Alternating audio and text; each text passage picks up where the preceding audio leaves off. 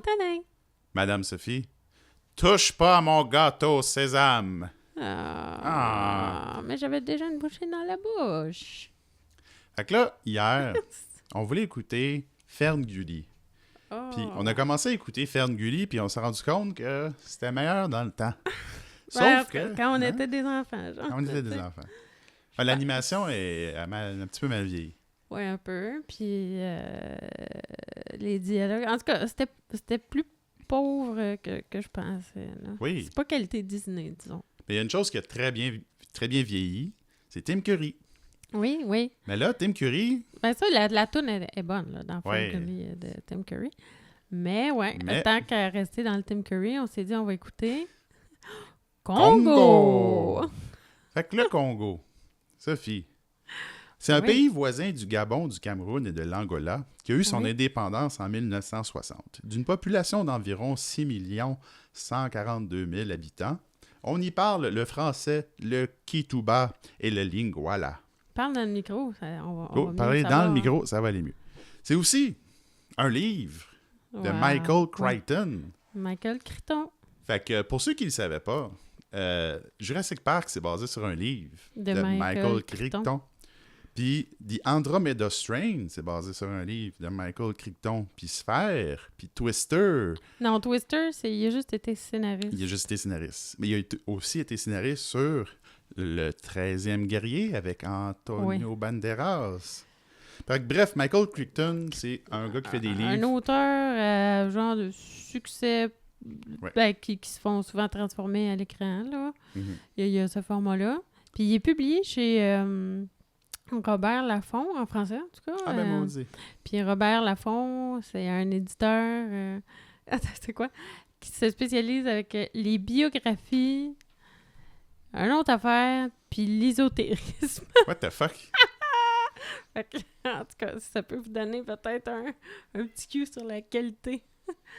Ben, c'est que j'ai l'impression que c'est un peu inégal. Tu sais, mettons, Jurassic Park, c'est pas mal meilleur que le film qu'on va vous parler aujourd'hui. C'est ça la joke, c'est Jurassic Park a tellement été un grand succès que les studios ils ont dit si ça c'est bon, tout le reste doit être bon. Fait que là, ils ont fait... Non. C'est ça, ils ont fait une série de films dans les années 90. Congo étant le deuxième, je pense. Parce que Jurassic Park, c'est 93. Congo, c'est 95. OK. Fait que c'est ça. Ouais. Pour vous donner une idée, moi, j'ai récolté les différents ratings là, selon les plateformes. Oh là là. Alors, sur IMDb, 5.3 sur 10. Sur Rotten, 23%. Sur Letterboxd, 2.7 sur 5. Et sur Google, des gens fort connaisseurs de cinéma, la note est de 4.1 sur 5. Sur 5? Ben ouais. Puis, les critiques que j'ai lues encensaient le film comme étant un film extrêmement bien construit, touchant et... Et j'ai pas compris, là. Comme tout le reste disent que c'est un rating quand même de marde, là, dans les 20%, là, de 20-ish%. Mais sur Google, 4.1 sur 5, c'est quand même spécial. Il y a beaucoup de trucs quand même positifs par rapport au film, là, qu'on va revenir plus tard. Oui, mais tu sais, de là à y donner un 4 sur 5... Est-ce qu'on fait une petite liste des acteurs? Oui, vas-y. Je pense que c'est toi qui les as notés. Le personnage principal est interprété par Laura Linney, qu'on a vu dans le Truman Show. Elle fait la femme de Truman. Ouais. Puis on l'a vu aussi dans la télésérie Frasier et dans le documentaire Inside Amy Schumer. Ça, on s'en calisse. Il y a aussi, dans le fond, le docteur principal est interprété par Dylan Walsh, qu'on l'a vu dans CSI et dans pas grand-chose d'autre d'intéressant. Ben ça, c'est le gars avec le frisé. C'est le personnage principal du film. Le gars, le docteur. C'est ça, le frisé. C'est ça. Le frisé avec le gars. Mais c'est ça, mais la brochette, toi, là, de personnages secondaires, d'acteurs vraiment... Ben, premièrement, Joe Don Baker, qui est décédé en 2025, qui fait le PDG psychopathe un peu, qui est le clairement gars... psychopathe. On l'a vu dans GoldenEye, on l'a vu dans The Living Daylights de James Bond, on l'a vu dans Duke of Hazzard 2005. C'est tout le temps un gars qui fait une police ou un connard raciste dans tous ses rôles. Un acteur qu'on va beaucoup regretté. Mais c'est ça, dans les acteurs secondaires, on a fucking Tim Curry qui fait un Roumain. Oh, c'est pas clair. Ben, il essaie de faire un accent roumain, ouais. Mais c'est ça. C'est génial. Ernie Hudson, qui est dans un film... Ernie Hudson qu'on a vu dans Ghostbusters, Léviathan, Oui. et plein d'autres bons films, que dans ce film-là, il fait un accent pas rapport. C'est génial. C'est quoi son accent? Là? Ben, il a de l'air d'un gars british, là, genre avec une moustache, puis il est full poli, puis il est comme sur une autre planète. Apparemment, il a eu beaucoup de plaisir à faire ce personnage. OK. Il y a fucking Bruce Campbell, Oui. qui fait le gars qui se fait tuer. Tout de suite. Ouais, Tout de suite en partant. C'est génial. 5 minutes du film, même pas, là, puis il est mort. Il y a le gars qui aime le steak. Oui, Joe Cypher. Pantoliano. Ben ouais, Cypher, qui est aussi le méchant dans Let's Get Ready to Rumble. Puis un que j'ai vraiment adoré, c'est Delroy Lindo, qu'on a vu récemment dans Sinners. Il fait le joueur de piano sous. C'est le vieux monsieur. OK, oui. OK. Je sais pas, as-tu déjà vu le film L'œuvre de Dieu, la part du diable, de Cedar House Rules? Nope. Avec Tobey Maguire. En tout cas, il fait le papa de la fille. OK. Bon. C'est un acteur que j'aime beaucoup. Il y a vraiment une face particulière. Là.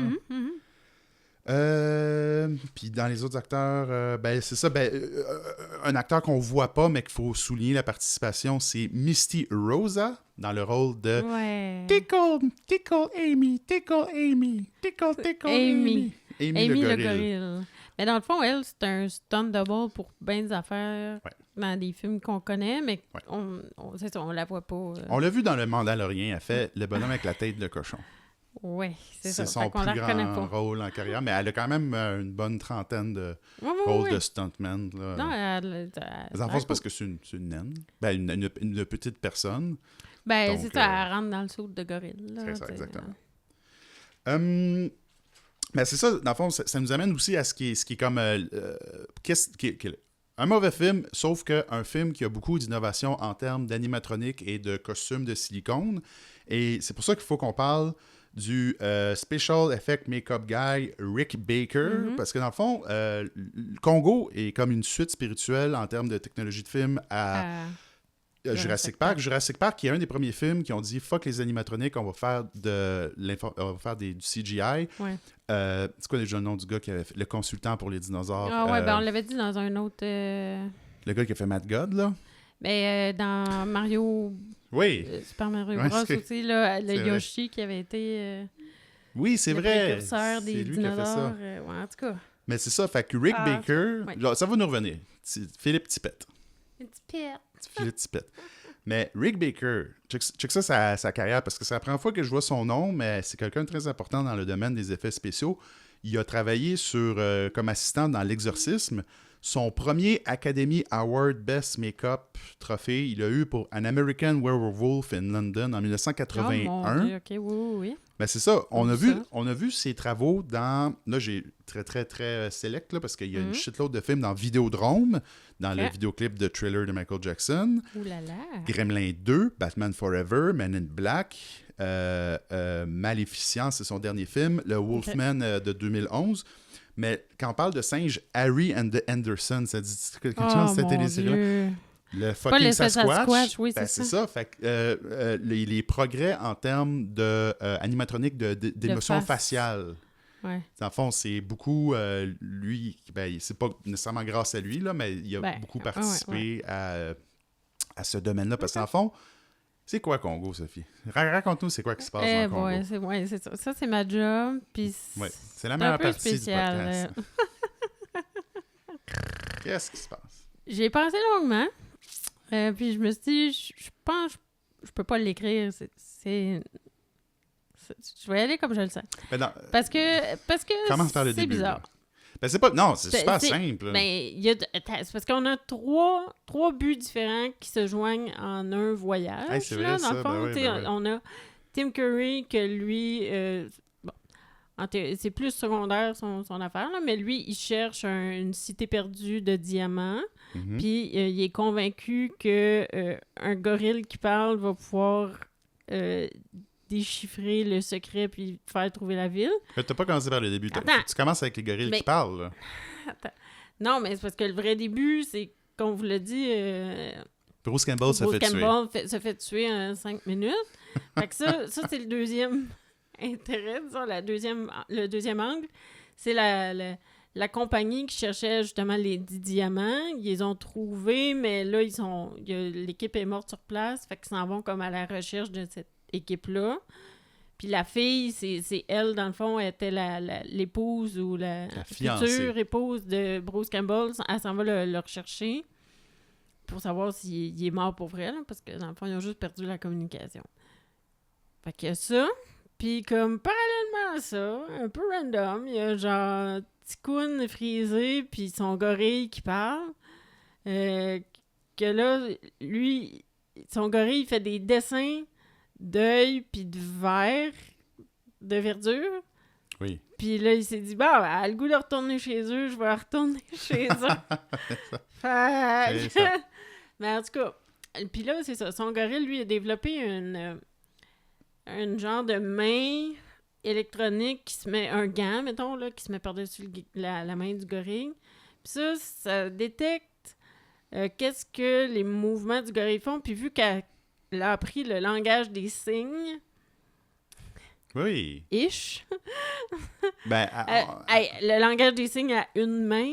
Puis genre, c'est tout le temps les mêmes mouvements qu'elle fait. Puis, tu sais, je veux dire, en théorie, tu sais, elle bougerait n'importe quoi, genre, pour avancer. Puis la machine serait supposée dire des affaires. Ou en tout cas, fait que cette machine-là, ça détecte ce que le gorille dit. Puis ça dit pas mal souvent Tickle Amy. Tickle Amy.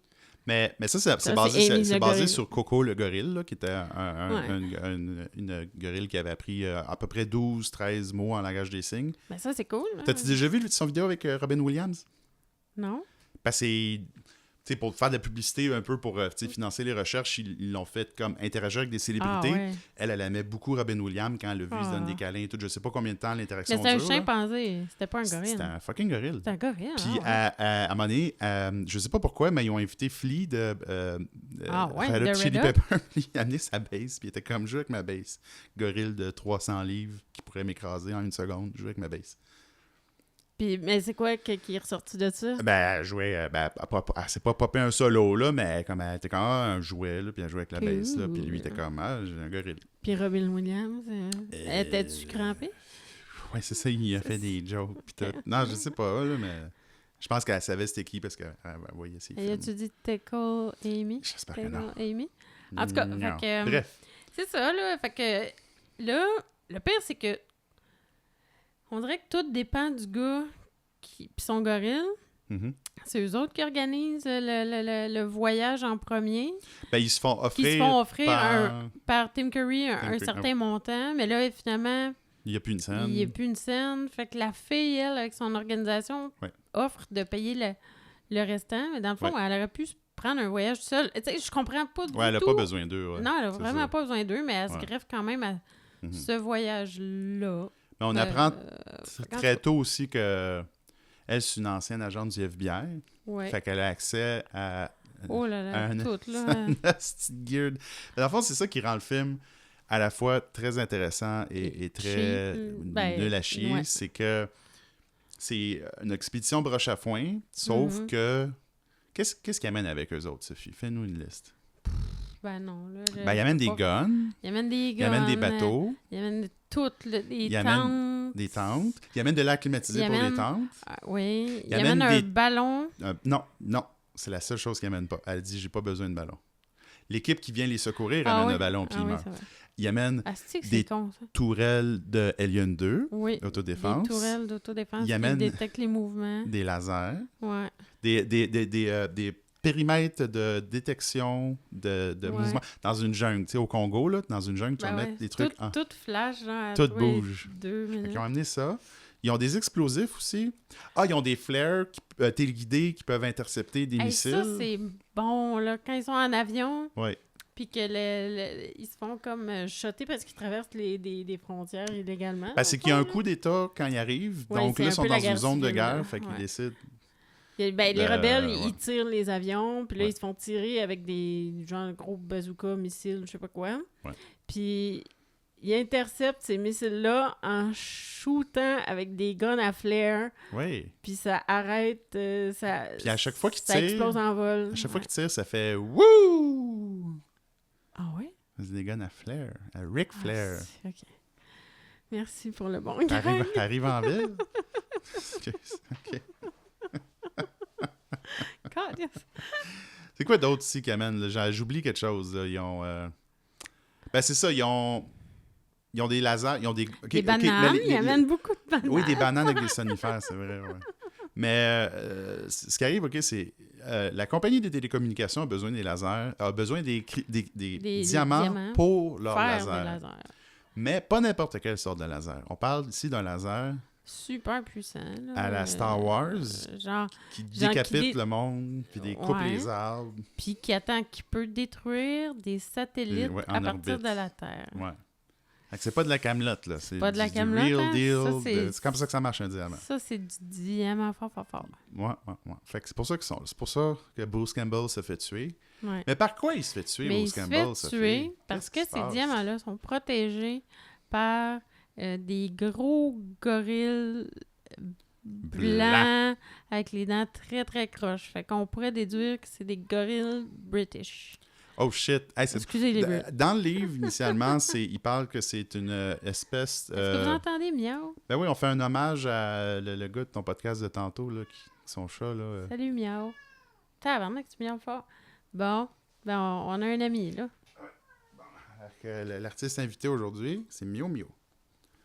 Fait que, bref, c'est ça. Dans le livre, c'est des... dans le fond, c'est que la cité de Solomon a comme gardien des gorilles qui ont été mélangés avec des chimpanzés puis comme plein d'autres affaires pour les rendre plus agressifs.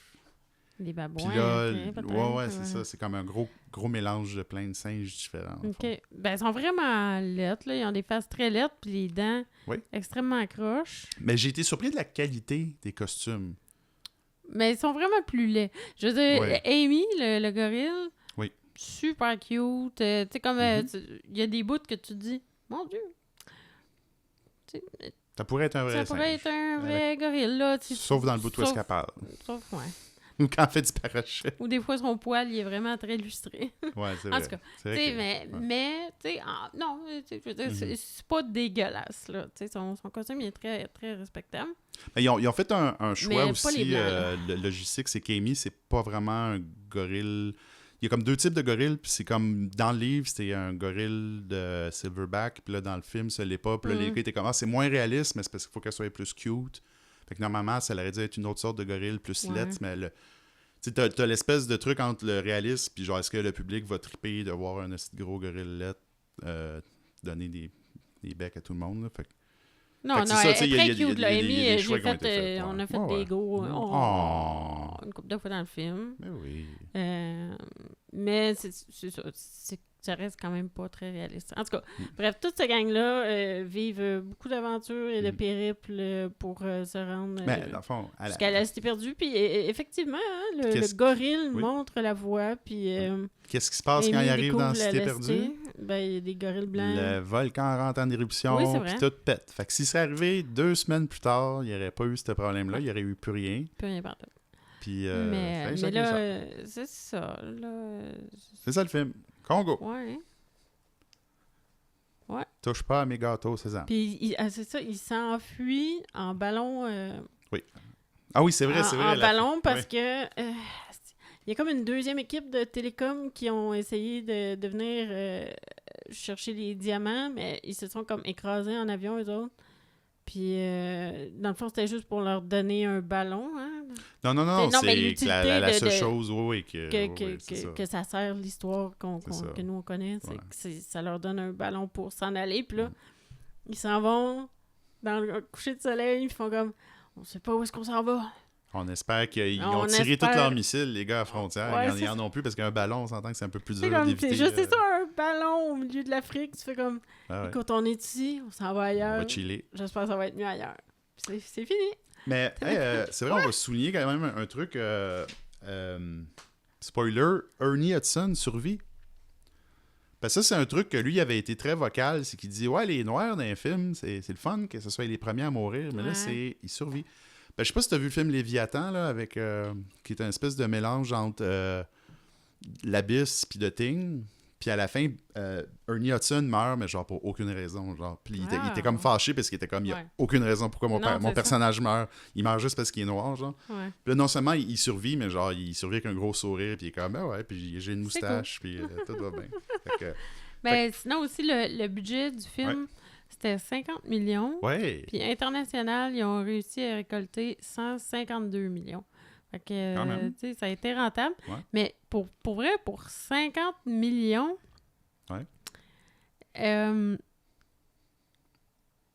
tu vois pas où est-ce que le budget non, il est dans le volcan, mais à fond la caisse. Les costumes. Ah oui, la scène finale. C'est quand même spectaculaire, ça. C'est ça. J'ai trouvé que, quand même, là... ils se sont donnés... Ils se sont donné la peine à... C'est sûr, il y a du CGI et tout, là, mais il y a quand même pas de beaucoup CGI, c'est de la superposition de la lave. Ils ont utilisé de l'espèce de glu. Ah, il y a très peu de CGI dans ce film-là. En tout cas, c'est quand même fucked up. Ouais. J'imaginais comme les décors qu'il a fallu qu'ils automatisent pour que les sols bougent comme ça. Puis quand il y a les espèces de fissures tremblement de terre, c'est ça. Puis, très impressionnant. Ouais. Ça, je me suis dit, quand j'ai vu juste le 50 millions, tu sais, aujourd'hui, on fait des films de 200 millions, c'est pas meilleur que ça. Puis ils sont payés Tim Curry, là. Ça coûte pas rien, là. Tim Curry. Ben ouais. Peut-être que tout le budget a passé dans Tim Curry. Dans ses cours de linguistique pour son accent. Diamants. Ah oui, c'est vrai, les diamants qui sont apparemment... Il y a une séquence que c'est des quartz. C'est ça. D'une compagnie de diamants, pour vrai. Mais... Bon, on sait pas combien ça vaut, là, mais ça ne devait pas... En tout cas, bref. Mais c'est drôle parce qu'ils sont juste disposés comme délicatement dans le sable quand ils arrivent dans la cité. Là. C'est vrai. Ça, c'est quand même spécial. Ben, je sais pas. Sûrement qu'il fallait pas qu'ils les abîment. Hein? Et Chris. Ouais, c'est ça. C'est pas comme la guitare du musée là, dans Eightful Eight. Là. Bling. Fait que combien de petits gorilles et Tickle Amy tu donnerais sur 5? Je donne 4 gâteaux au sésame sur 5. 4 gâteaux au sésame sur 5? Oui, mais j'ai pas le droit de les manger.